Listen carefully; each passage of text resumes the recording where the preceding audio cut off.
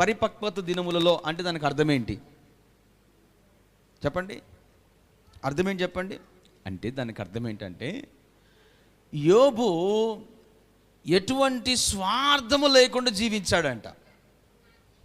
ఎలా జీవించాడంట? తన దినములలో, తను బ్రతికినటువంటి దినములలో, తను జీవించినటువంటి దినములలో, తను శ్రమలలో ఉన్నటువంటి దినాలలో, సర్వము కోల్పోయినటువంటి దినాలలో యోబు ఎలా జీవించాడంటే స్వార్థము లేకుండా జీవించాడంట. యోబు ఎలా జీవించాడంటే తనను గురించి ఆలోచించలేదంట. తన గురించి ఆలోచించలేదంట. యోబు ఎలా జీవించాడంటే ప్రజలకు మేలు చేయాలని జీవించాడంట. యోబు ఎలా జీవించాడంటే దీనులకు సహాయము చేయాలి, అనాథలకు సహాయము చేయాలి, సమాజంలో మంచి పేరు సంపాదించుకోవాలి.